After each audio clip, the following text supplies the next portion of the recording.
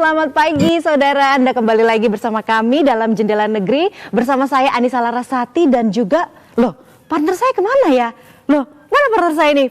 Sini. Kamu lagi ngapain sih? Selamat pagi. Aduh, ini bawa apa lagi nih? Abdi lagi sibuk ngurusin ini baby. Baby anak bulu. Ini siapa, Fe? Udah cocok gak sih megangnya kayak gini? Cocok. Udah kebapaan gak kelihatannya? Udah kebapaan banget. Udah. Tapi ini lucu banget. Ini punya kamu atau gimana, Nah, Fe? ini dari Jakarta Cat Lovers. Nah, kemudian tebak namanya siapa? Siapa namanya? Ayo, kamu kalau kan melihat. namanya, kamu kan Fedri. Dia Feli kali. Dia Feli. Jauh ya. Jauh ya. Oke. Namanya Oscar ini. Oh, namanya Oscar. Iya, betul. Oh, ya ampun. Dan dia nggak sendiri, ada teman-temannya. Ada teman-temannya. Iya. Waduh. Ayo kita langsung panggilkan saja. Kita langsung panggilkan saja. Ada Kak Sinta dari Jakarta Cat Lovers. Halo Kak Sinta. Aduh, ini ada lagi si gembul. Ada gembul, ada yang gembulnya. Selamat pagi. Selamat pagi. Ya ampun. Kak Sinta, kalau ini namanya siapa, Kak? Silakan Kak Sinta. Ini namanya Abul. Oh, Abul. Oh, bener anak bulu ya. Sesuai postur ya. Namanya gitu. Seru banget sih hari ini di studio kita rame-rame. Nggak bertiga lagi. Nggak bertiga lagi. Ada sama Oscar, sama Abul juga. Iya, betul. Gitu. Karena hari ini kita akan membahas tentang pecinta kucing ya kan. Dan ada sebuah organisasi yang dibentuk oleh Kak Sinta, yaitu Jakarta Cat Lovers. Kak Sinta, cerita sedikit dong, Jakarta Cat Lovers ini sudah ada sejak kapan dan kenapa nih awalnya membentuk Jakarta Cat Lovers ini? Ya, Jakarta Cat Lovers kita bentuk pada tahun 2020 pada waktu pandemi ya, masa pandemi itu, karena banyak kucing-kucing terlantar. Program kita ada 5, ada edukasi, sterilisasi, adopsi, rescue, dan street feeding. Dan itu semua kita lakukan di shelter saya. Oh gitu, di mana itu shelternya? Shelter saya ada di sebelah Masjid Al-Bakri, Kuningan, Jakarta Selatan. Oh, di Kuningan. Jadi sebetulnya kucing-kucing yang dirawat ini merupakan kucing-kucing terlantar begitu ya? Iya, betul. Wow, ini misinya sangat mulia sekali ya. Sekali. Tapi kenapa sih Luar kalau biasa. bicara soal kucing, kenapa akhirnya Kak Sinta memilih kucing? Kenapa mungkin nggak hewan lain gitu? Karena paling sering dijumpai ya pada saat kita keluar rumah atau di dalam rumah, di pekarangan rumah segala macam tuh, tempat-tempat umum paling kita sering jumpai itu kucing kan ya. Iya, betul. Bye-bye Abul mau pergi dulu. Pengen cek pengen studio. jalan-jalan studio dulu. Biasanya kalau binatang itu kalau ketemu tempat baru agak penasaran ya memang karakternya ya. Oke, sama sih kita juga kalau tempat baru penasaran juga. Iya, sih. masih diem dulu Pengen gitu ya. keliling-keliling gitu Iya, kan. benar. Tapi apa nih tantangan terbesarnya selama ini Kak Sinta? Selama sejak tahun 2020 berarti udah 4 tahun berarti ya? Iya, betul. Ini berjalan. Tantangannya adalah kalau kita masanya lagi nggak siap ya untuk ngadepin kucing-kucing yang terutama yang buangan-buangan ya, yang tiba-tiba banyak kitan-kitan yang dibuang tanpa induk. Jadi kan kalau bayi-bayi tuh nggak bisa kan kalau tanpa induknya. Iya, harus ada itu kasih kita sayang ibunya. kerepotan sekali dan bingung. Kadang kita cari juga ke komunitas kita di anggota, apa ada yang juga punya indukan supaya mereka menyusui, karena kalau enggak jarang yang bisa survive. Gitu. Jadi biasanya kucing-kucing yang ada di Jakarta Cat Lovers ini di shelternya tadi di Kuningan itu biasanya setelah dirawat apakah akan tetap selalu di sana atau mungkin ada yang mengadopsi? Enggak, setelah kita rawat, dia udah sehat, udah bagus, kita open adopt. Oh, untuk adopsi Dan berarti sebenarnya ya. tadi yang Oscar yang tadi udah dibawa itu udah ada yang minat untuk udah ada Udah ada yang sebetulnya. minat untuk yang mengadopsi, menyayangi Oscar Iya, lagi. anteng sih ya. Iya, atau mungkin udah pengen langsung juga mengadopsi yang lain, si Abul gitu, lucu. Makanya ditawarin sama Kak Sinta nih nggak ada Iya. rencana adopt gitu. Iya, siapa tahu mau adopt langsung ya. Iya, betul sekali. Tapi memang tadi Dan- kita sempat ngobrol-ngobrol ya, bahwa memang banyak sekali kitten-kitten atau anak kucing tadi ya yang diserahkan ke shelternya Jakarta Betul. Cat Lovers dan ada tantangannya itu sendiri Betul. ya. Nah, kalau di Jakarta Cat Lover sekarang posisinya itu lagi berapa nih jumlah kucing yang lagi dirawat di shelter? ada hampir 100-an sih. 100 ya. juga ya. Itu gimana ya Kak ngerawatnya 100 itu? Kalau mereka sehat sih kita nggak ada masalah. Iya. Cuman justru masalahnya kalau mereka sakit ya, apalagi kalau banyak kitten-kitten yang kemarin kemarin dibuangin di area kita, itu kan kita agak kesulitan cari induknya untuk menyusui ya, kalau yang masih bayi itu. Karena kalau misalnya dia tidak menyusui dengan induknya tuh, survive-nya mereka tuh agak riskan. Jadi untuk kemungkinan bertahan hidup itu juga agak kecil begitu ya, apalagi kalau nggak ada induk ya, seperti itu. Baik, tapi sejauh ini yang ada di Jakarta Cat Lover itu dari mana saja sih Kak, kalau boleh tahu? Apakah semuanya memang volunteer atau memang juga ada staf khusus yang harus standby merawat atau bagaimana? Ya, saya ada pegawai yang memang harus khusus ya untuk merawat kucing-kucing hari-hari ya. Iya, betul. Terus ada juga kadang-kadang yang suka bantu, terus dari member saya juga, terus saya sendiri juga tiap hari kalau nggak ada kerjaan atau nggak ada tugas, saya pasti selalu ada di shelter. Gitu. Anggotanya sekarang ada berapa? Kurang lebih Jakarta 80 orang. 80 orang, wow. Cukup lah ya kalau dia 180 yang ngerawat gitu loh Kak. Iya benar. Acaranya biasanya apa aja Kak di Jakarta Cat Lover selain di shelter merawat kucing-kucing atau mungkin ada event-event lain yang dilakukan? Ya, banyak sih. Kemarin kita juga pada acara IIPE kita diminta untuk talk show. Terus ada juga untuk juri buat fashion show. Fashion show kucing ya. Iya. Wah, keren. Lucu banget. Iya, kebetulan jurinya dipilih dari Jakarta Cat Lovers gitu. Terus ada street feeding kemarin kita juga lakuin pagi-pagi hari Sabtu kemarin.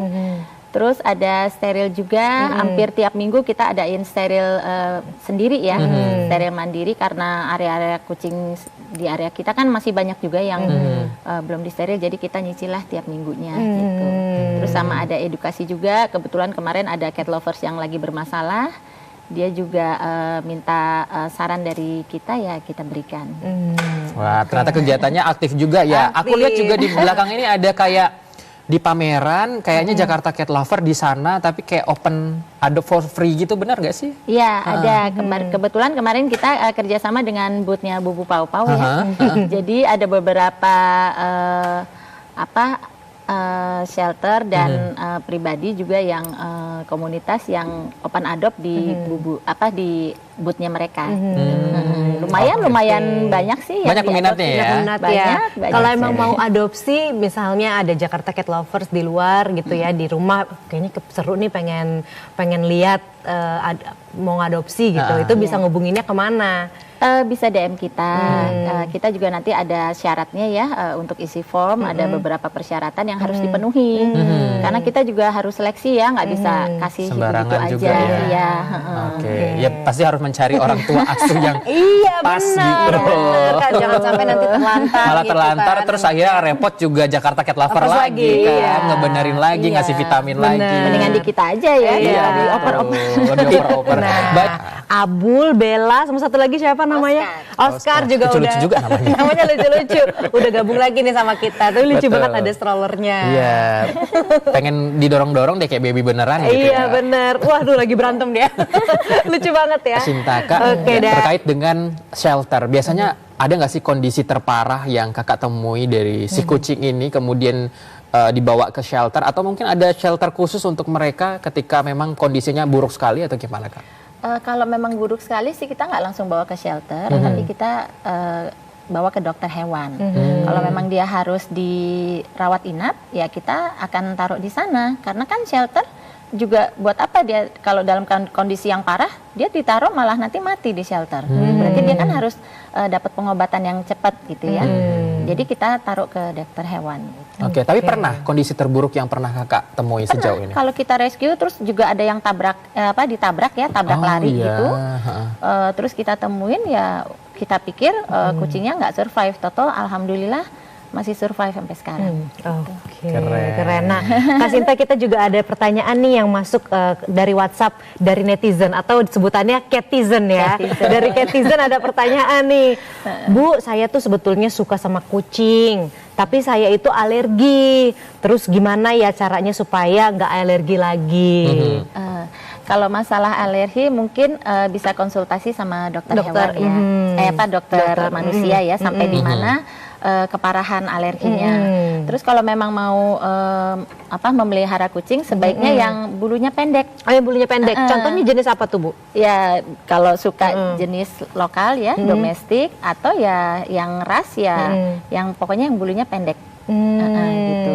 bisa kayak Scottish Fold gitu, atau British Shorthair gitu. Oke, jadi kalau Exotic Shorthair juga ada. Gitu. karena biasanya yang bikin alerginya itu bulunya itu ya. Ya, terutama untuk orang-orang yang alergi ya. Jadi sebaiknya sih konsultasi dulu sama dokternya sejauh mana alerginya. Kalau itu misalnya dokter membolehkan, dites aja dulu sebelum memelihara. Takutnya kan kalau udah pelihara, toto makin kumat kan kesian kucingnya juga ya, kesian orangnya juga. Lebih baik main-main dulu aja ke tempat kucing, dites alerginya. Kalau udah lumayan kebal baru dipelihara kucing. Gitu. Coba dulu ya, coba dulu sejauh mana testing sih dulu ya. testing dulu ya. Kalau mungkin nggak alergi mah ya udahlah kan gitu loh. Nah, menurut pandangan dari kakak sendiri bagaimana kak sejauh ini secara personal itu kepuasannya seperti apa, kemudian manfaatnya menurut kakak melihara kucing itu seperti apa? Selama ini saya mengalami benar sih yang dibilang bisa untuk terapi, mengobati, saya alamin sendiri gitu ya. Di saat saya lagi penat gitu, lagi pusing, lagi gitu, lagi capek segala macam, saya lari ke shelter dan saya dapat kayak dapat energi dari mereka. Saya bisa happy, saya tadinya mau marah jadi senang lagi. Iya, tadinya capek jadi bergairah gitu. Jadi memang banyak hal-hal positif yang saya dapatin di saat saya bersama Anabul, anak-anak bulu ya. Nah, aku ngeliat Anabulnya ini, apalagi si Abul nih ya, yang ada datang ke studio juga, ini dia gendut banget nih Kak Sinta ya. Ini sebetulnya gimana sih caranya supaya kucing ini bisa sehat, bisa gendut kayak si Abul ini? Ya. Yang pasti perawatannya yang baik ya, lingkungannya juga yang sehat, bersih. Kita kasih rutin obat cacing, obat kutu, terus makanannya juga yang baik ya, yang bagus. Terus juga kita sesekali kita grooming ya. Tadi sama kayak di Gorontalo juga tadi tuh. Iya.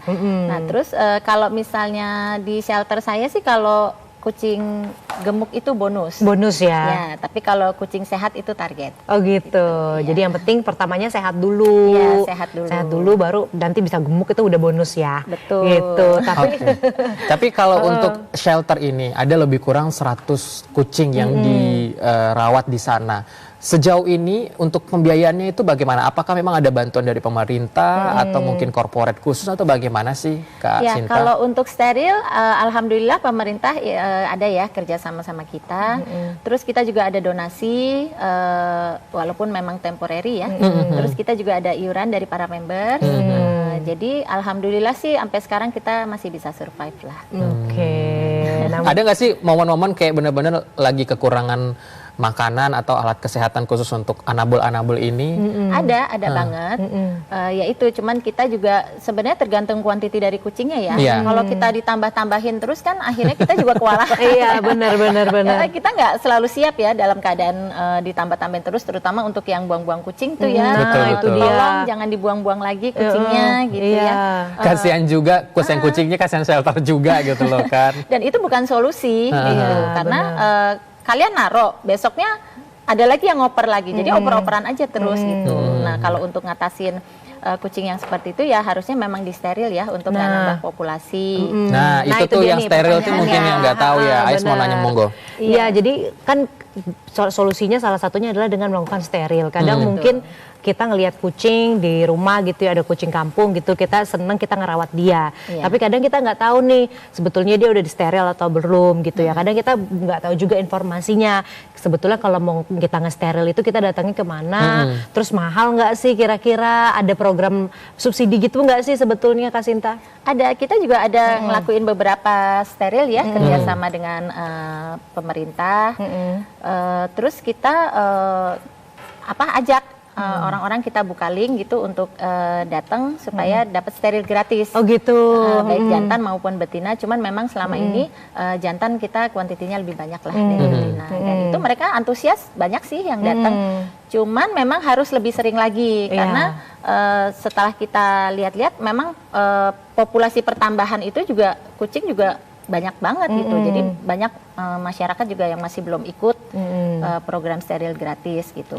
Kalau misalnya memang ada kucing yang mendesak kita lihat, terutama betina ya yang harus kita steril, mau nggak mau kita pakai uang pribadi kita lakuin juga. Oh gitu. Tapi selain di Jakarta Cat Lovers nih, mungkin yang jauh gitu ya, nggak di Jakarta dia, atau di misalnya di provinsi lain gitu ya, kayak seperti misalnya di Kalimantan atau Sumatera, itu ada nggak sih klinik-klinik yang memang setempat yang bisa didatengin sama masyarakat gitu? Saya rasa kalau misalnya memang masih di perkotaan sih pasti ada. Pasti ya. ada. Cuman mungkin memang kalau program dengan pemerintah atau dengan klinik yang bersubsidi beda dengan klinik-klinik yang biasa ya. Itu masalahnya memang perbedaan harga. Cuman sebaiknya kalau bisa klinik-klinik yang swasta gitu ya, mengadakan harga subsidi juga lah untuk kucing yang stray ya, kucing yang kucing kampung atau lokal itu ya, yang ada di jalan ya, gitu. Kucing liar ya. Kalau untuk dibedakan dengan yang dipelihara boleh lah. Hitung-hitung nolong juga kan. Iya. Beda kasus soalnya ya. Oke, Kak Sinta, ini juga udah ada pertanyaan lain masuk ke WhatsApp interaktif Jendela Negeri. Bagaimana bila kucing kita hyperaktif biar tidak membahayakan peralatan di rumah dengan Pak Budi di Cikarang, Bu? Memang kucing itu kan karakternya beda-beda ya. Jadi kita harus pelajarin dulu, harus sering-sering juga pendekatan dengan kucingnya. Kadang-kadang kita mau tahu beres aja deh kucing maunya mau kita kan, nggak reok lah, gitu, nggak bandel segala macam ya. Tapi sebenarnya kita yang harus mengerti mereka gitu. Karena kucing itu kadang-kadang dia melampiaskan kekesalan atau kesukaannya dia itu memang lewat caranya dia berinteraksi gitu. Oke, tapi ada nggak sih karakter-karakter khusus yang memang menjadi ciri khas nih sejauh ini yang Kak Sinta pelajarin? Misalnya kalau betina bagaimana, kemudian yang jantan bagaimana, atau mungkin kucing domestik atau ras bagaimana gitu loh? Yang jelas sih memang semua karakter kucing beda-beda sama aja seperti manusia ya. Jadi kita awalnya apalagi kalau kita memelihara kucing itu kita harus tahu karakter mereka.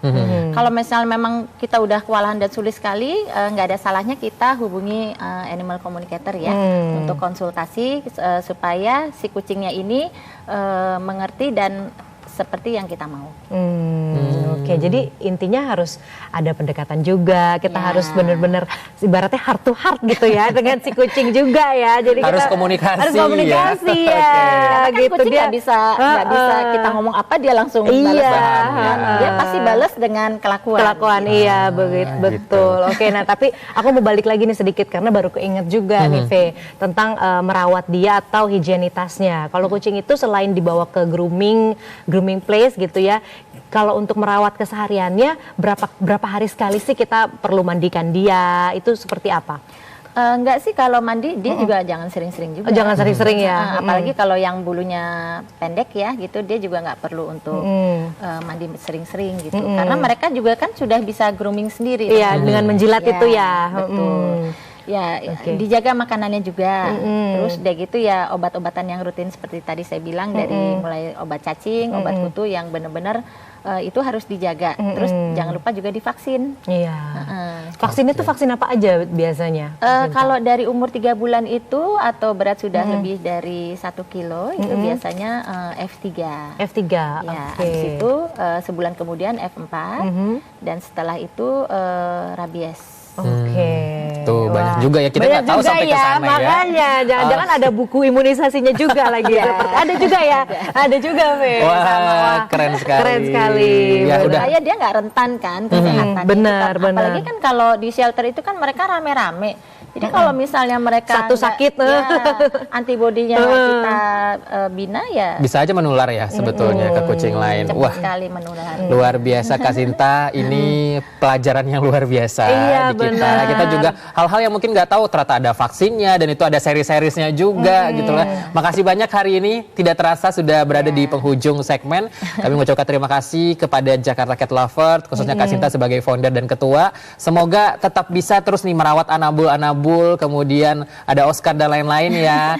Jangan pernah lelah gitu loh. Iya, terima kasih atas jasa-jasanya menjaga kucing-kucing. Inspiratif sekali. Sangat inspiratif. Terima kasih dan juga pemirsa Jendela Negeri masih akan kembali dengan berbagai informasi lainnya usai jeda berikut ini.